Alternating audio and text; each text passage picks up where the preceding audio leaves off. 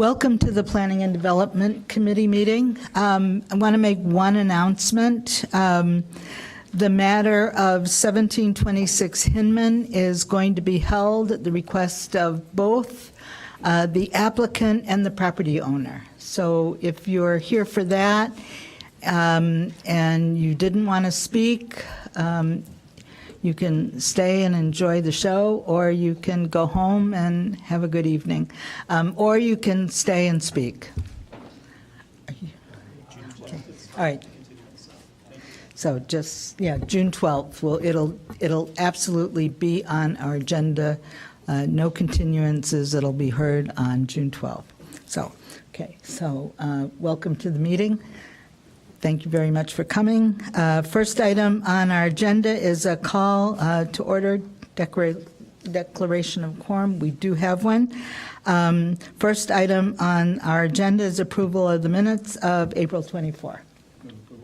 Okay, any discussion? Hearing none. All those in favor? Aye. Any opposed? We're going to go, we'll use our same method as we use in Administration Public Works. First item on our agenda is P1, Community Partners for Affordable Housing, application for home and affordable housing funding. I think we have people signed up for P1. So would the committee mind if we have our speakers first? No. Okay, all right. First person is Sue Carlson. Sue, would you like to speak?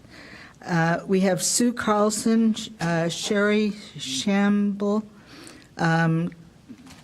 Spencer, then, let's see, Tina Payden, Chuck Cara.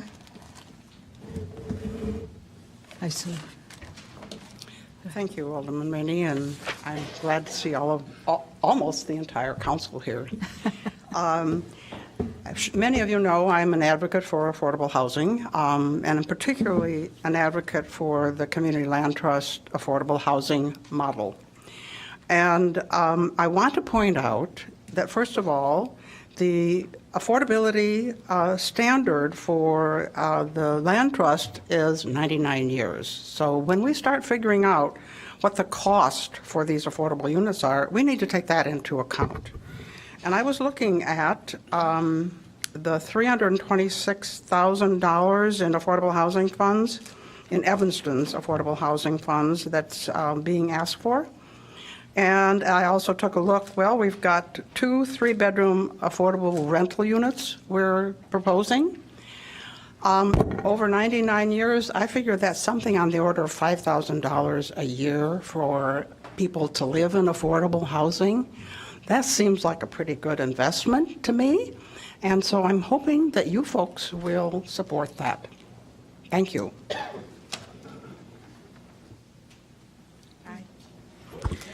Hi, my name is Sherry Shamby, and I live at 1426 Fowler Avenue. I am excited and glad that I was able to get an affordable unit. I have a large family. I have a 3-bedroom, and I have a disabled son. I have lived in Evanston for 18 years, and I have rented that entire time. So to be able to have something that's mine, and to give that opportunity to the next person when I'm able to move out of it into something else, I just think that would be something great for Evanston and for other families like my family. Thank you. Thank you. Hi, my name is Carlisha Spencer. I am a resident of 1409 Darrow Avenue. Before affordable housing, I have 4 children. I'm a single mom. Before affordable housing, it was very hard. Number one, the price to rent in Evanston, I want to stay in Evanston because of the school. The price to rent in Evanston it's a lot for 4 children. I'm being a single mom. I work with North Shore. I work at Glenbrook Hospital. But it was very hard to afford something that can fit all my family 4 children, me, 2-bedroom, 1,100. Before affordable housing, I couldn't afford anything. It was like we were keep moving because we couldn't find anywhere suitable that we could afford. So when I met Amy, it was amazing. She introduced me to SEPA, tell me about the program. We signed up. The cost to rent a house, 3-bedroom, right now, I'm paying $975. In Evanston, it's $2,000 to rent a home. So my kids are thriving. They're more comfortable. They have their own room. You know,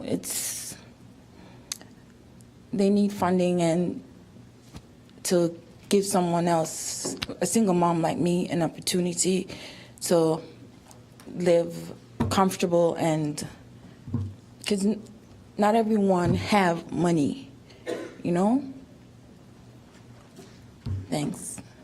Thank you. I'm Chuck Robb, 1941 Jackson. I think there's a great need for programs like this. Me having this house, I've rented most of my life in Evanston, and I've had much less spaces that were not nearly as nice, and paid a lot more to provide my son with a place that he's confident in and comfortable in at a price that I can afford is very important. Not only that, Amy Kaufman and the other people in Community Partners really kind of they help you, they assist you with the process. So it's you're getting a nice place at an affordable price, but you're also getting people that care about you that help you through the process. I think furthermore, this issue only fits in a larger historical context where it's extremely important to provide people with affordable housing and to invest in people's communities because we know that rich dictate where people can live and where they can't. And without programs like this, I don't see it's possible that the very kind of identity and culture of Evanston can change. And so I think it's important to reinvest, provide people with nice housing. There's people in my neighborhood. I mean, there's houses in my neighborhood where people are renting, and the owners don't really show them any love, any care. Basically, slumlords. We know that that's going on, and shouldn't be like that. People should be able to have a nice place, and we should invest in that. Thank you. Thank you very much. Ms. Payton? Hi, good evening. My name is Tina Payton, and I'm actually talking about P2, the Tenant-Based Rental Assistance Program. Okay. Currently, we have 5 tenants on the program. There's 11 total, and 2 are getting ready to graduate. One of our tenants is getting ready to graduate, and she's done very well. She finished her college degree, and she is now a caseworker, and she is a social worker. So she helps others do what the program has done for her. So I'm very proud of her. I'm glad that she followed instructions and did what the program required. So it was very beneficial for her, and I hope that, you can release the money to be beneficial to others.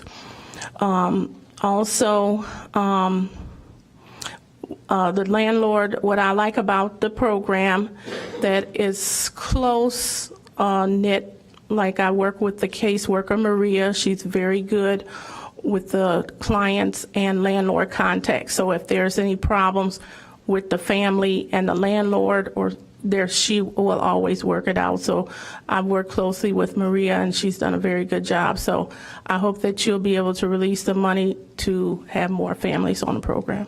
So your experience with you're talking about the tenant-based rental assistance program through Connections. Yes, and you're I've saying been, it's effective. Yes, and I've been, my family has rented since the inception of the program.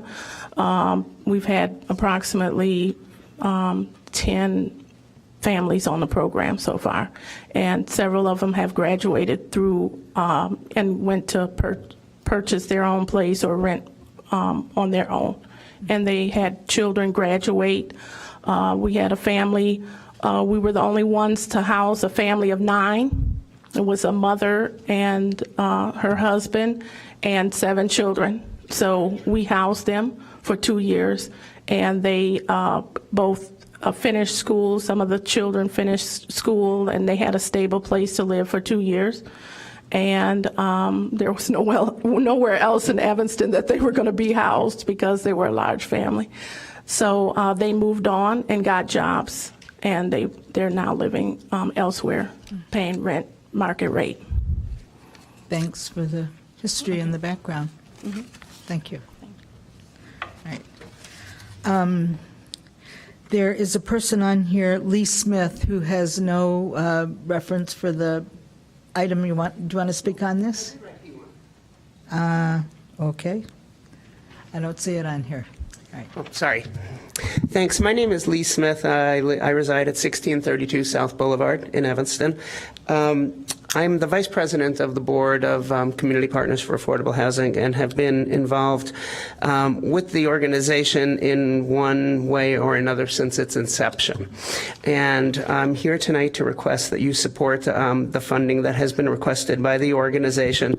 To repeat what Sue Carlson said, we think this is a very modest investment for the amount of housing that would be provided over the terms of the loan. And in fact, if you look at the 99 years for 6 units, that would be supporting approximately 84 households over the course of that time in affordable housing in the community, which I think is a great investment of the city's funds. And it's an investment not only in the households that are taking part in the rental program, but it's an investment also in an organization that has a proven track record with the city over a number of years now and is working towards becoming a vital community institution in terms of providing affordable housing for a diverse range of households in Evanston, both for home ownership and for rental housing. And there are not many organizations that are doing that in the city at this present time. In fact, one of the ways that this organization becomes an institution, not only for the community but for its residents, is the organization provides financing workshops for home finance and home budgeting type of workshops for its residents, home maintenance workshops. They get the community, the renters and the homeowners involved in community picnics, in community parades. So it's not just these people, the renters, the tenants are left to sort of make do with their own devices while they're in the housing that CPAR provides. But in fact, CPAR provides a community, and it helps build the homeowner, the renters towards success in their rental tenancy and hopefully move towards moving out of the rental and into possibly home ownership, either provided by CPAR or on the regular market. But we look at this all of these activities are provided as a bridge between the tenants and the organization. Just to reiterate, the rents in these units for 3-bedroom units will be between $975 and $1,000 a month. Typically in Evanston, a household cannot find a rental for a 3-bedroom unit for less than $1,500 a month. And it's not that these rentals will be in any way substandard. These units will be fixed up and impeccable. And the organization is here. The board is composed of members of this community, the communities of Lake Forest and Highland Park, where this organization has been around, and you could speak to any, I think, of those city council people, plan commissioners involved in those communities and ask them about the track record of this organization. You'd find it's an excellent track record and an organization that is well worth the investment of the city's funds. Thank you for your time. One question while you're up here. The money you're asking for isn't just the 326. It's really that plus the 252,000. I understand that, yes. Right, but I mean, so it is. So it's approximately $575,000 of government funding that's being requested. And, over the course, as Ms. Carlson said, over the course of the 99 years, it's approximately $5,000 a year for 3 units. And at the end of this time, the community organization still owns the land, still, owns the building, and will be able to, way off down the line, utilize that further, and so Do the you have any city. example of a building, of a projects that lasted? No, obviously, the organization has not been around for 99 years. We're certainly hoping that it will be here and a vital part of the community for that time. It's 2 units, right? It's units. 2 Two three-bedroom units, units. yeah. Okay. No, 1 3-bedroom, 1 2-bedroom, you said? Right, Yeah. right. Okay, thank you very much. No, it is, yes, the proposal is for, just to clarify, it's the acquisition and rehabilitation of 2 3-bedroom affordable rental units, correct? Thank you.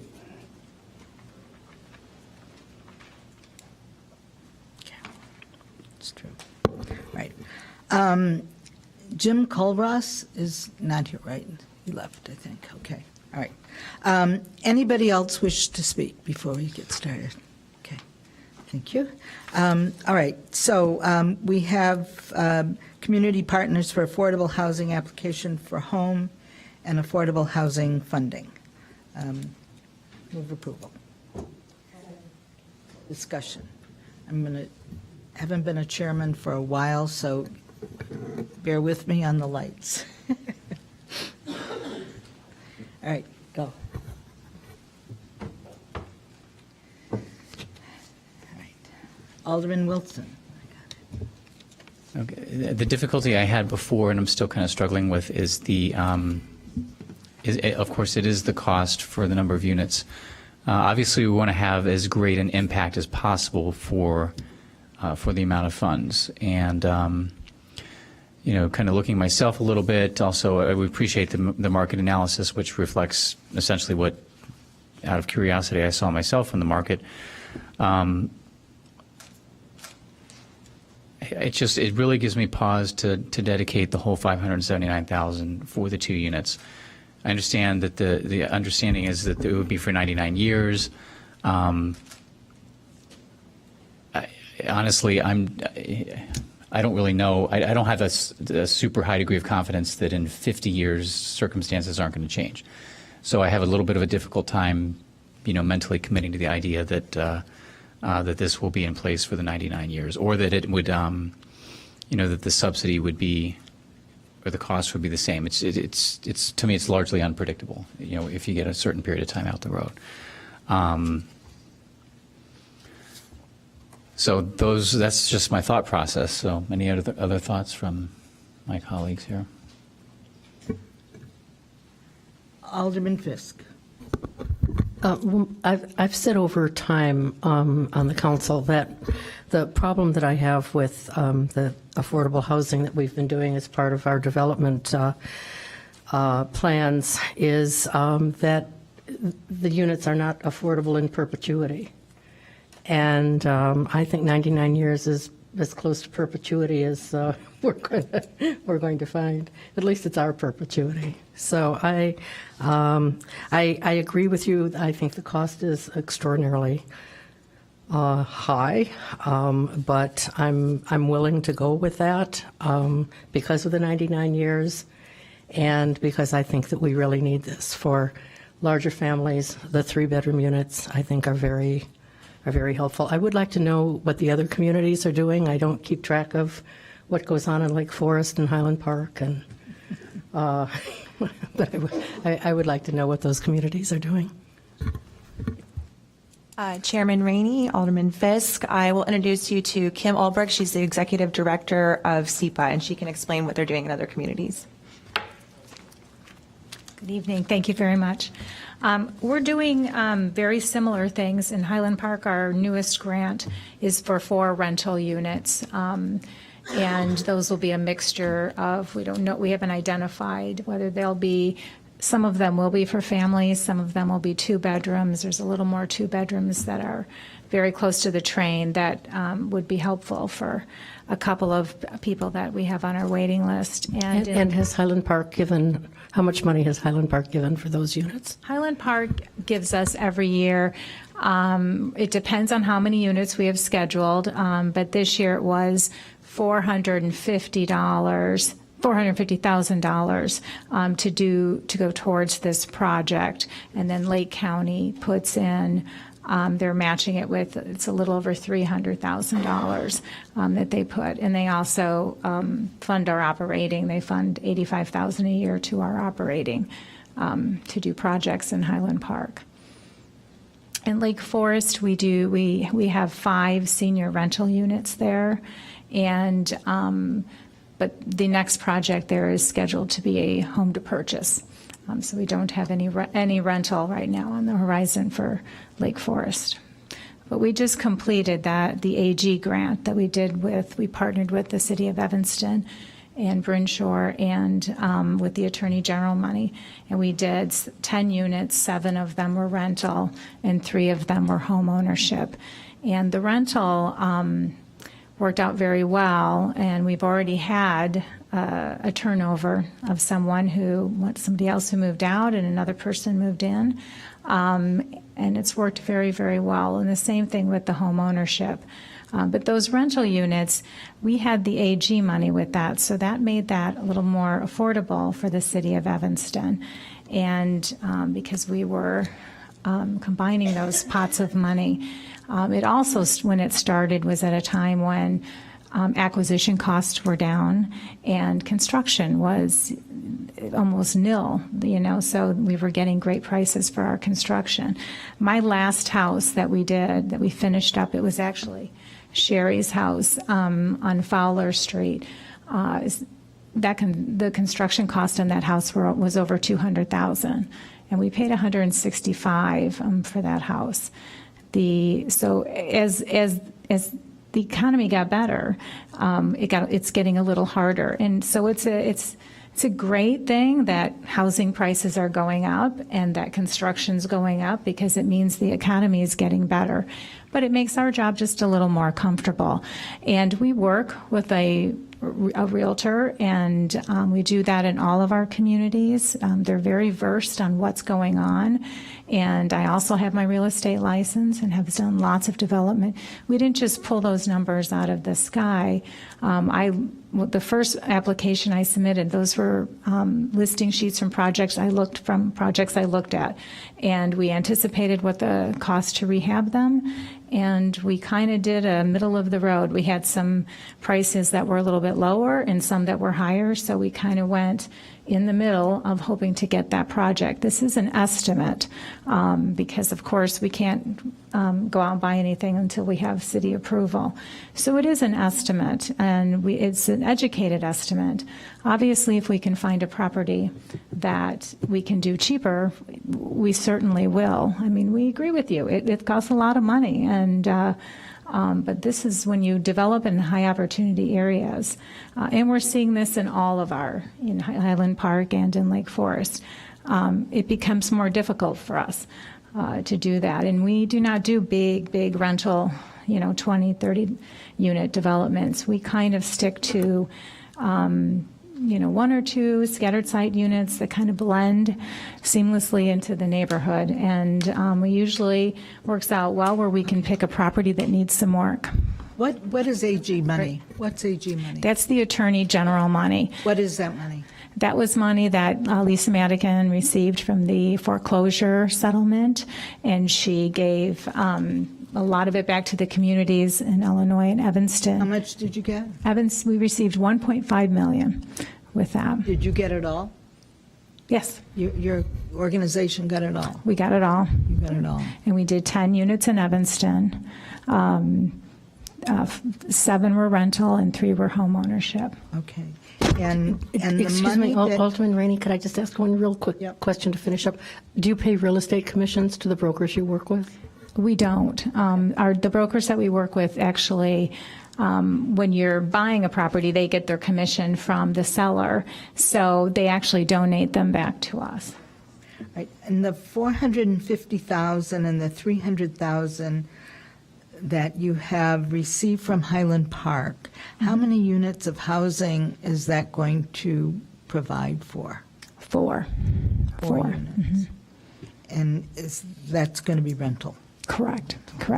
The thing about rental is, because of the regulations, and it should be a concern for all of you, is it isn't just that first upfront money that we have to spend, is we have to show that we can, this property can sustain itself for, you're on the hook for 15 years to HUD when we do a rental unit, when it's a rehab. So it's making sure that we have enough operating in there, that it performs out, and that each year it's paying, it can sustain itself. So it's very critical for rental to make sure you buy a good property. We always look at it and make sure that if anything looks like it's going to go in 5 years, we replace it. But also you need operating reserves and operating in capital improvement reserves, because we know that you have renters and the washing machines, even if they're new, when you first rent them out, probably 7 to 10 years, you're going to need to replace the washer and dryer. You're going to need to replace carpet eventually. And these are things that we have to save for, and it's all spelled out in a 20-year pro forma. So what we did with this property is you can receive up to 12% of developer fee. And we did 6 instead of the 12, and we put 10,000 of that developer fee into the reserve. So we have money for the capital improvements down the road. The last thing you want is to have rental units where they can't sustain themselves. So there is a cost to that. We take very little. My operating budget is at minimal. Really, we taking $100 management fee for the year, and basically that probably won't cover the credit checks or any, So we realize that there is a cost, and we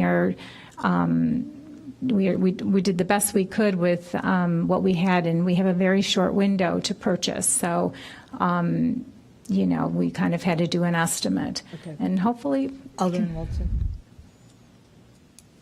Okay, I want to make sure I have some of the numbers right. So the anticipated rental would be $1,281 a month?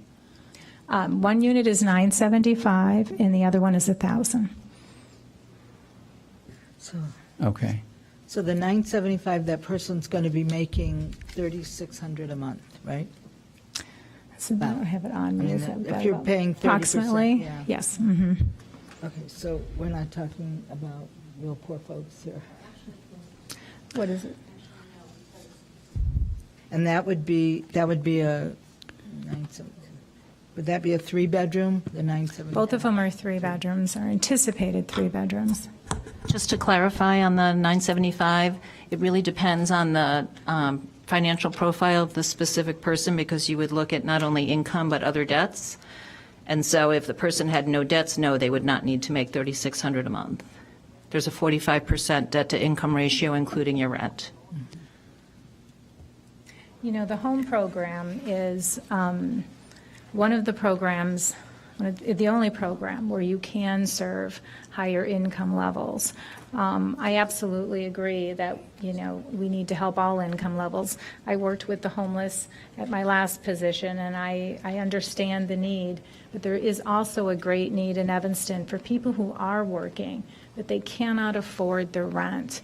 And this is one of the few programs that serves people earning 60 and 80% of the area median income. And the bottom line, when you're doing only a couple of units, I can't serve 30% because it won't work. I can't collect enough rent to make it work. And this is an appropriate program to serve the higher incomes. So the subsidy roughly nets at around $500 to $600 a month on the units. I realize it's The rent is set, dependent. but yeah. Okay. Based on the estimate for the 60202 rental at $1,570. So the difficulty I have is it's helping 2 families for 99 years as opposed to helping a whole bunch of families now. That's what I'm struggling with. Correct. So I have a stronger inclination to try to help more families now instead of 2 for 99 years. That's just. But it isn't 2 for 99 years. It's Well, no, I realize it's not the same 2, but it's 2 at a time. 2 at a time, Right, yes. right. Correct. However, the home program is all about units. It's all about creating permanently affordable units. So unfortunately, you don't have a proposal for a large multifamily development here, and you have TBRA. You are giving money to TBRA, and that's a great program, but it would be a shame to give all your money to TBRA and not have any permanent units. TBRA goes away after 24 months. So, and believe me, HUD wants you to develop some units. And even though this isn't ideal, we would like to develop more than 2 units as well. It is what we could do with the current situation and without having other funding to put into it. You know, those grants, we get at different times, the AG grant, and they come along. We just don't happen to have one right now. Alderman Ravel. Oh, sorry. Alderman Wilson, to your point, right now with everything going on with the federal government, we don't know how much we're going to get in federal funding going forward. We know what we'll probably get for 2017, but 2018 is a question mark. And so that's one of the biggest challenges with doing the tenant-based rental assistance is that families often need these vouchers for a long period of time. And we, with the tenant-based rental assistance program, only give them vouchers for 2 years. And so we're concerned about what happens with the family after that voucher goes away. And we don't want to give vouchers to families knowing that it is a finite thing that will go away. So with the units, it's more of a long-term solution for families. And maybe, I mean, some of these families are making, you know, they're working and they have master's degrees doing social work, and they'll never make enough money to afford market rate rent in Evanston. So this is a long-term solution for families like that. And maybe one of the families coming off of TBRA will work their way to afford our units. You know, we would be the next level. So. Oh. They want me to say that? I'm sorry. We can't hear you. Okay, I'm sorry. And maybe the future TBRA graduates would be able to actually rent one of our units. So that's always a hope that, you know, then we're the next level. Alderman Ravel. I just wanted to say that I think it's important for us to have both kinds of programs, the TBRA program that helps people for 24 months, but the idea of these units that are there for the longer term, and a family, as you've just been pointing out, often will need more than 24 months to be a much more stable situation for those large families. I really like the idea that these are going to be 3-bedroom units. There's clearly a need in the community to provide for families of that size. So I strongly support this. At what point would a family not be eligible anymore to be living in one of your units? In one of our units. We never make a family leave. So if they get above the 80%, then it goes to a percentage of their income. They pay market? They don't pay market. No. It just moves up slowly as a percentage of their income. And then usually what happens is once they start making money, then they eventually don't want to be in the affordable unit anymore and they want to go somewhere else. And so it kind of has worked naturally for us where people then move on, or even a couple of our clients have gone on to be our home buyers as well. But they have a choice. If they become part of that community, they can continue to stay there, and then it defeats the purpose of that property being what Alderman Ravel just said, you know, a long-term affordable unit for others, and it is not. Well, eventually their rent will go up significantly to where they're at. It doesn't go right up to market value, but eventually it will, and they won't. Then they'll move on. Well, but they can afford market rent at that point. So Right, but then they probably want to be somewhere else. maybe not. Not if you're in a nice neighborhood, or if a neighborhood that they like. So, Alderman Rainey, if I may, just really quickly, the home program, once you get above 80% of area median income, it requires the household to start paying 30% of their income towards rent. So usually what that ends up doing is they often end up seeking other housing because then that becomes expensive for them. So I don't know if I articulated that exactly right, but I think probably if you did a survey, in fact, I've seen surveys of the entire United States, and there are very few people paying 30% of their income who are not subsidized. The rest of us are paying 50, 60% of their income for rent. yes, So- that's true, So unfortunately. they're going to be happy to pay 30, 40, 50% of their income. I see that as a major flaw of this program. People who are, you talk about graduating out of the tenant-based rental program. You must graduate out of that program. This program, you do not graduate. You do not have to graduate out of that program. You may continue to stay there in a lovely renovated property, and you can pay 30, 40, 50% of your rent. It's a flaw in the program. You can, but that hasn't been our experience. You haven't Typically, been in people. business that long to know. I mean, I don't know how long you. Well, we've been here 14 years, and we've done rentals, and so that really has not been our experience. Right. Okay, so anybody else want to talk about this?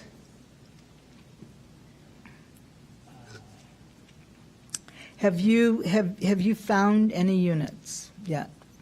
There are a couple on the market, yes, that we would. Can you give us any, you can't give us any information about it, because I understand why you wouldn't want to. You do have the CMA in front of you, and that lists a couple of the open units right now. But we just got, I haven't looked at it, just Yeah, was on my desk tonight. So, Do you, okay. Yes, go ahead. Do you have any, I'm guessing you do, like research data tracking results on how these have worked out for other organizations over, a longer period of time? I don't have any on me, but yes. I mean, no. would it be available to? One of the That's reasons why Home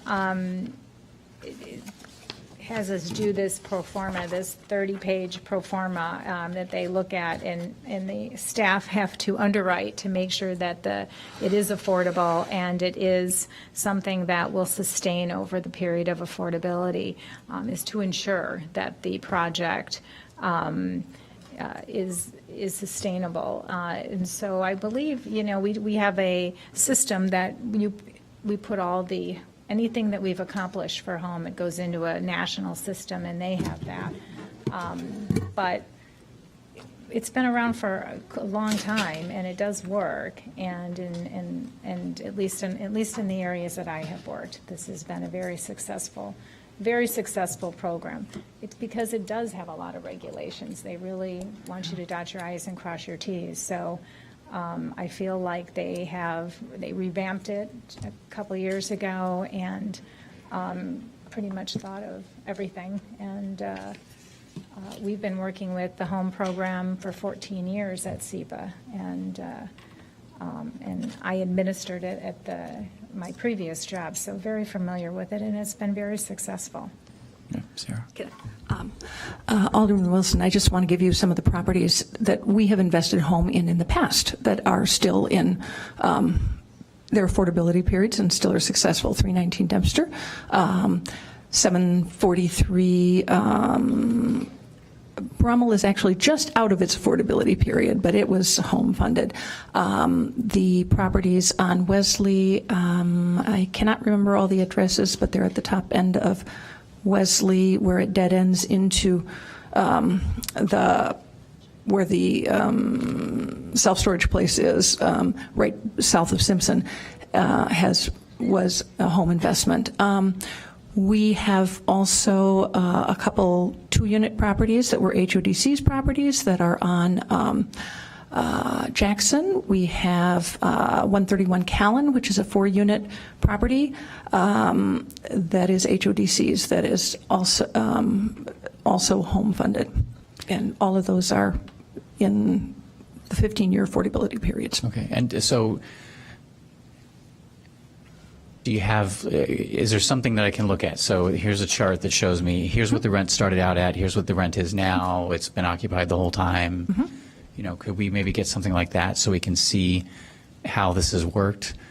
Just being totally blunt, I've had people in the community say to me, are you kidding me? Like $600,000 for 2 units of housing? Why don't you just buy 4 and give them away? So that's the kind of reaction. And I don't think it's an unreasonable reaction. I don't see it that way because I sit up here and I get the packet and I get this material. But I think we have, it's incumbent on us to be able to make sure that we're making a good decision with $579,000. So I believe you, but I just want to have the backup. We for it. can give you the rent information and the years of occupancy for those properties, absolutely. Not all of them are 3 bedrooms. Many of them are smaller units. I understand that. So just to show that this type of program historically has been successful for us. Sure. And to be able to demonstrate that. Absolutely. We can. My inclination and my information as of late from social media and various blogs is that there's a desperate need for immediate housing, rental housing for families. Mostly the information I have is single moms with few kids needing housing now. And the perfect answer to their problems, because they have other problems other than just needing housing, is the tenant-based rental assistance program. My inclination would be to say, let's divide this money up, give half of it to this program and half of it to Connections so that they can add to their program and to provide more. I mean, I know it's 2 years. Maybe they can even add an additional year onto it, but add some more housing to their stock. I am very, very worried. I keep hearing about people being sent to Des Plaines who have got kids in the schools here, and yet they're finding housing in Des Plaines. These various programs, Family Promise, these other programs, and the kids are being sent to. Families are being uprooted and sent to Des Plaines. So I'm very concerned about that. And when I saw that one of the alternatives that we could use some of this money for was to add to the Connections for the Homeless program, and I would love to add to that. And I know it is only for 2 years, but maybe they could add a few more units of housing and add another year to their program. I know it's just coming out of the air right now, but that seems to me to be an urgent need, a real urgent need. I agree, Alderman Rainey, and I would like to clarify. Our memo on TBRA was confusing. We actually have, because we know we're getting our 2017 money now, we can allocate the home money we're talking and the Affordable Housing Fund money for the 2 units for SEPA, and we will have, we have the capacity and are recommending that we allocate also tonight $250,000 for TBRA. The home program was funded at level funding for 2017, level funding with 2016. In 2016, we got $277,000 and some odd change. So we're estimating that we're going to get at least $260,000 because the formulas always change a bit. And our recommendation is to allocate that tonight, even though we won't be able to, because we'll release it over time. We also have this requirement that this Choto Reserve be spent on bricks and sticks. We cannot use it for TBRA. And the collective Choto Reserves over those 3 years, what our plan is to use the 2015, 2016, and 2017 Choto Reserve, which will be about $121,000 of home. If it is not used for bricks and sticks, we will have to give it back to HUD. We talked to our 2 other former Chotos, Reba Development and HODC, and neither was particularly interested in a Choto project. They are very restrictive, and one of the reasons we are driven to a small project is, I think I explained this last time, I know it sounds crazy, we have to put in our agreements that if the Choto falls out of Choto status, we have the authority to move the property, the ownership, to another active Choto. And quite frankly, this is a very bad decision in the design of the home program that they're trying to get rid of, but they haven't got rid of yet. And But we, I would still like to add to, I understand that, I still want to expand that other program in terms of numbers of people served. Alderman Simmons? Oh, you pass, okay.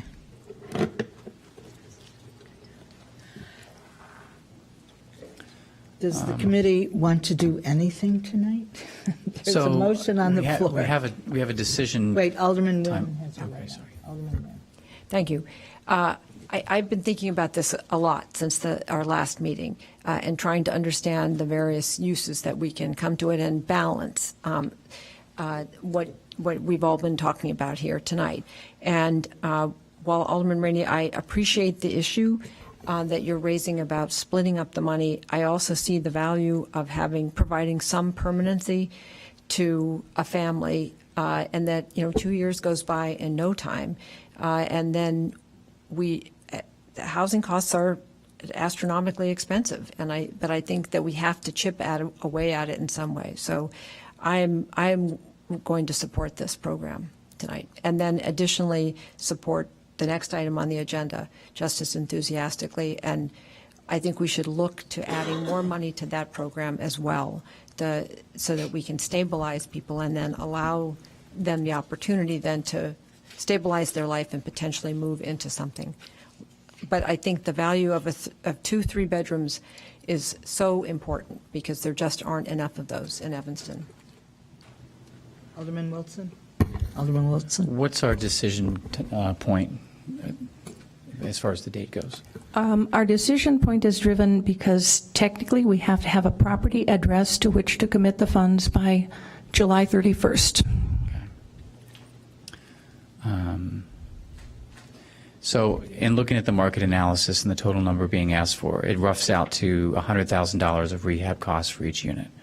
That seems like an awfully lot compared to what I know people in my universe spend on rehabbing property of their own. So is that It's an estimate, just Okay. because when we don't know what units, we don't know what units we're going to get. So we won't have time to come back if we get something maybe for a great acquisition price, but it needs significant construction. So the units I toured and submitted those MLS sheets the first time, we took an overall average of what we thought. There was one that was in pretty good shape, and then there was two that needed significant work. So we did an average of it and put that in, and we estimated a little high just to make sure we covered ourselves. If it doesn't need that much, it's fabulous. You know, I mean, the goal, this is an estimate, so we can go out and purchase. If we find something cheaper and if we can do it under, I mean, we do that all day long. And whenever we submit proposals, they're always estimates, and when they're educated estimates, but by the time you go down and actually purchase, it depends on what's on the market and what the seller's price is. And so we very well may come in with something much less expensive. Every realtor in town knows how much you're going to get tonight, so. Well, that doesn't Alderman Fisk, matter. and then Alderman Simmons, and then Alderman Fisk. So that I'm clear, the vote for this, it doesn't exhaust all of our home funds. There's space for both programs.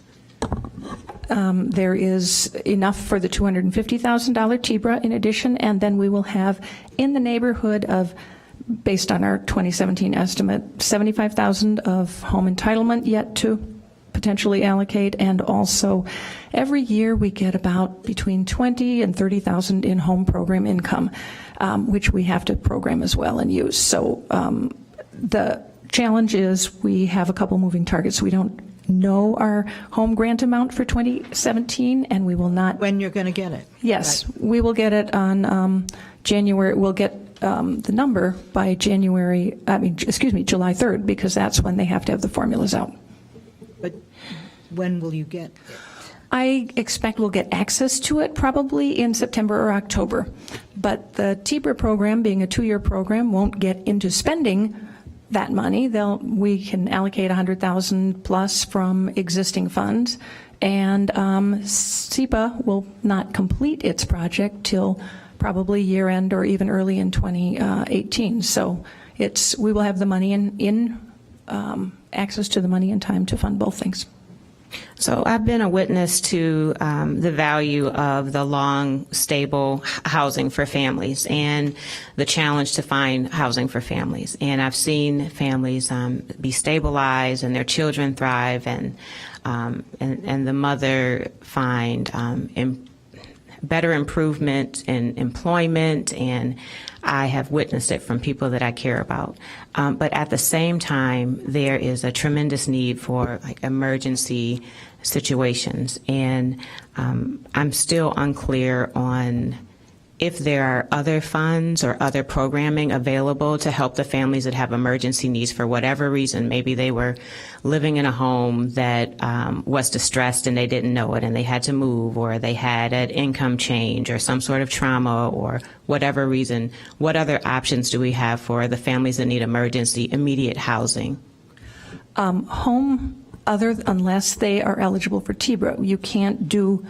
There are some families who have emergencies that can be helped through TBRA, but home funding is not flexible in terms of anything other than the housing cost. So when we use Home for TBRA, it pays only for the housing subsidy, the rent subsidy, and it can do a utilities subsidy. It cannot be used for any other needs that the family may have, and that's by statute. Other programs, we get Emergency Solutions Grant funding, which can help in some cases with short-term housing costs. It, again, has limits and are primarily housing, to be used primarily for housing. It can also be used for case management for the organizations managing that program, which is Connections for the Homeless in Evanston. I'm not sure quite what types of expenses that you are thinking of other than that. Sarah, what is the number of units that TBRA has right now that we fund through Connections for the Homeless? The number of units, the number of families being served? We have 10 families right now. That's what I'm talking about. 10 families. And we, with the additional $250,000, would get approximately 10 more families. 20 families, total 20 families. That is not enough. Are you maintaining a waiting list? Yes. What's the list? We have we just checked 75 on the list. For a 3-bedroom? Not all 3-bedroom, no. But we have, on all of our units in Evanston, the single-family home buyer and the rentals, we had them all rented before we were even finished. I mean, we have there is a definite need for our slice of the pie in Evanston, people who are working but still can't afford the rent. Do you have any numbers on those that move on to immediate home ownership from your units?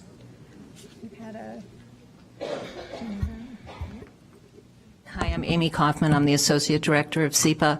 We've had one tenant. Now, keep in mind that we don't have, we're not a program that does very large projects, so we do scattered site. So we have one tenant who incomed out of their apartment, and we were able to facilitate home ownership through one of our home ownership units, which worked out great.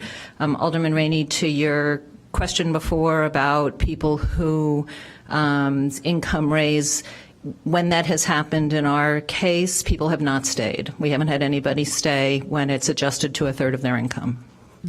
Because it's just all of a sudden you're paying more than you should be for your relatively small affordable apartment, and you can probably get more for your money. So that's been our experience. Do you know how many moved?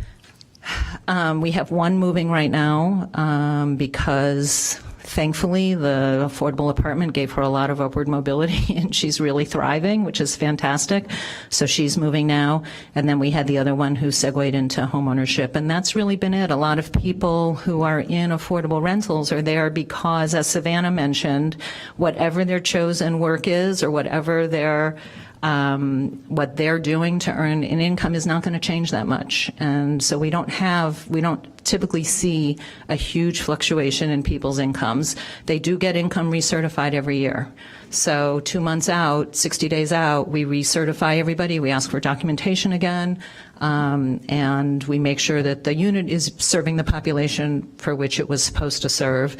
you know, you want to create, you're trying to create long-term stability, so you really don't want to toss people out of their affordable apartments. At the same time, you don't want it to become a rent control situation, and that's what those rules do. They keep it people moving along who make more, but they create long-term stability for people who are just in that space that they're in. Is there any complement to the affordable unit, like financial literacy or any other? Yes, we take, so the word stewardship is often used a lot with land trusts. You steward both the land and you steward your residents. As our residents can tell you, we just had a landscaping seminar for our people who live in single-family homes. Last year, homeowner education focused on financial literacy. We've brought in people from insurance. We've made financial planners available to our residents. We really try and support them any way we can. Mr. Smith talked about the community that we create. It is, in fact, a way that helps us succeed because it keeps us in touch with our residents. And so that, you know, they sign the lease, that's not the end. There's an ongoing relationship that really helps people succeed. And we really do feel that that's part of the reason that we're so successful. So yes, we have a lot of support given to our residents. The other thing is if you can keep those lines of communication open and you can hear about a problem before it becomes giant, we can help direct some resources and try and back it up. We had a situation with somebody's tax bill that we helped with, and so we try and get involved wherever we can. So. Thank you. Other questions? Alderman Fisk. I'm just going to call the question. Okay. Question's been called. Question is, all those in favor of Community Partners for Affordable Housing application for home and affordable housing? Their request is for $579,164 for 2 units, 2 3-bedroom units that they have not identified yet. All those in favor, say aye. Aye. Aye. Any opposed? Okay. Moving right along. Next item, P2, tenant-based rental assistance funding renewal. I'll move approval. Second. Okay. Any discussion? Anybody want to present this? This has to be presented at the council meeting, so, I mean, the first P1 has to be presented at the council meeting. All right, anybody want to present this? Okay. Hi, Madam Chair Rainey and members of the Planning and Development Committee. I'm Savannah Clement, forgot to introduce myself earlier. We do have Betty Bogg, the Executive Director of Connections for the Homeless here. We spoke, and from what I was able to ascertain, $250,000 would cover 10 families for 2 years, and that is about the capacity the Connections can take on right now. They're already helping 10 families through the TBRA program through funds that we gave them last year, which was $250,000. A few years prior to that, we gave them $500,000, and that helped about 21 or 22 families over about 2.5 years, because it took a few months to get the program up and running. And so, yeah, that's basically it. Do you guys have any questions? I have Alderman Rainey. I'm sorry, Alderman. Yes, Savannah, so this would fund an additional 10 families or continue to fund the same 10? It would fund an additional 10 families. So then at this point, there would be 20 families in the program, 10 in the second year and 10 in the first year? Correct. Okay, thank you. Okay. Oh, this is Betty Bogg, the Executive Director. Alderman, thank you for your continued support. I really appreciated, excuse me, hearing your enthusiasm for the program that's been very successful over the last 3 years. And it makes a tremendous difference, even though it is only a 2-year program. We work extraordinarily hard with these families to ensure their ability to take over a market rate rental unit after 2 years. Thus far, we've been successful. I can't promise 100% success in perpetuity, but we've been very successful with this program. The families work very hard, our staff work very hard, and it really enables educational continuity for the children in these families, which is the focus of the program. This is only open to families who have children in the District 65 and 202. And so that's where our focus is. We're currently coming up on the end of the first year of this program.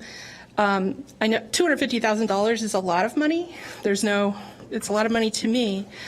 When we divide that on a per family basis, that's $12,500 per year, which is, in the world of affordable housing and subsidies, extraordinarily efficient. It's somewhat less efficient than having someone not become homeless in the first place. But in the world of homelessness and getting people back onto their feet, that's an extremely good use of your money. So we appreciate it very much. If I can answer any questions, I'm happy to. What do you think? Do you think it would be any more helpful to have a 3-year program? For some families, it would be.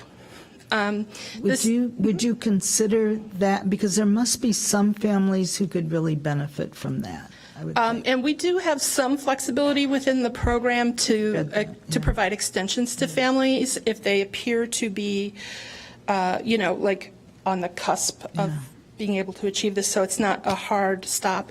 And again, if someone graduates early, we also can work with that. We were able actually this year to accommodate an 11th family because the rental units that we found were just of our per capita cost was coming in a little lower, so we were able to squeeze someone else in. We can't, I think it would be unrealistic of us to think that we could stretch 3 years for the price of 2. No, I meant with additional funding. Yes, I think for Yeah. some families that would be very beneficial. How many people do you turn away?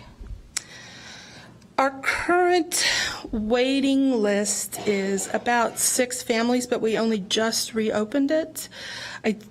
We get calls all year round about this, and our cycle is generally toward the end of the school year, which we're approaching now, is when we reopen that waiting list. Because families do have to, families can't wait 9 months in order to have their needs addressed. So sometimes, unfortunately, they do have to move out of the community, or they find another way around things. So we do not keep a waiting list for 9 months. We just sort of open it right about now. So right now, with it just open, we have 6 families on the waiting list and are getting more calls every day. All right, I'm going to use the chair prerogative and let one of our servers speak. Ms. Payden. Yeah, I like to speak to that. I'm getting calls bananas because I talk with Tracy at Family Promise all the time. I've had 5 people in the last 2 months go to Des Plaines or Park Ridge. So it's very terrible. There's no funding. I can't do anything if they don't have any money. And yes, I think an extension of another year is beneficial because some people aren't able to pay afterwards, after the 2 years. But it's a lot. They may have a waiting list on their supportive housing, but I can tell you they call me all the time for apartments because I do work with Family Promise, Catholic Charities, Connections for the Homeless, and it's a lot of people. Okay, let us finish here.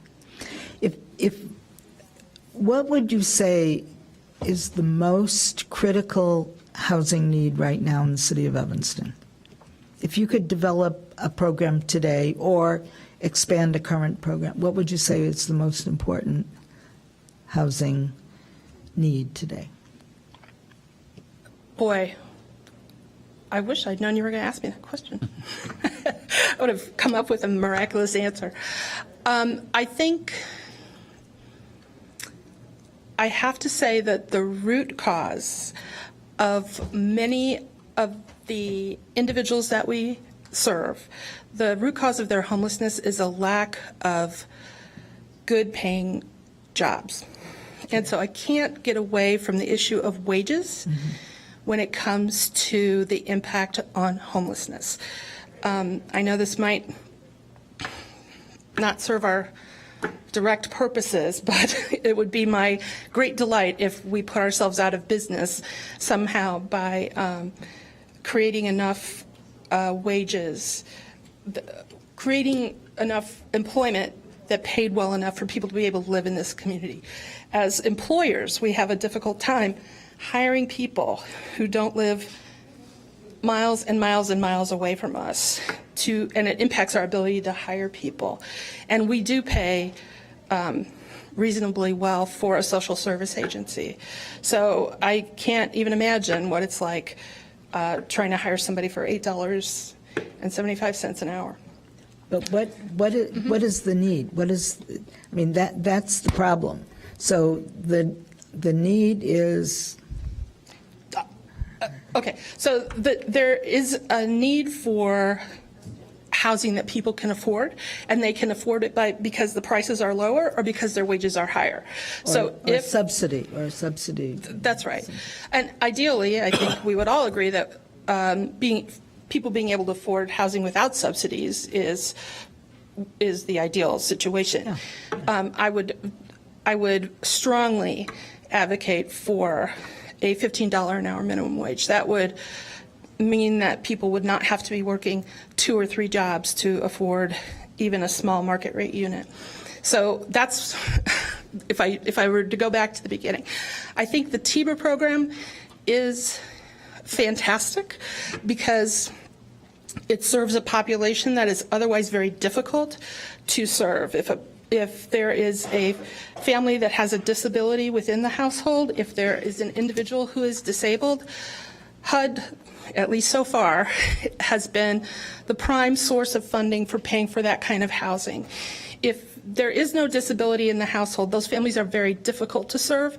And so the TIBA program, or a program that was its parallel for people who don't have kids, is an excellent way for us to go, because those are folks that really do have the capacity to increase their income, sometimes unfortunately by taking on an inordinate number of jobs, but at least they have the capacity to do that rather than being disabled. So my point was earlier, 2 units of housing a year is not going to solve the problem of affordable housing. It doesn't solve it. Yeah. And 20 units of TIBA doesn't solve it. Oh, it but it solves it for the people that we serve. And I can't, if that's happening to you, I can't, there's no way for me to overstate how much tragedy you are avoiding. Averting, yeah. All right. Thank you very much for all your work. Thank you. Thank you. All right. So we have a motion on the floor for the TIBA program. All those in favor of funding it, say aye. Aye. Aye. Any opposed? Okay, we'll recommend that to the council. As I said earlier, ordinance 47017 is being held at the request of both parties, the applicant and the owner. So we'll have that on our agenda June 12. So any items for discussion? Hearing none. Can I have a motion to adjourn?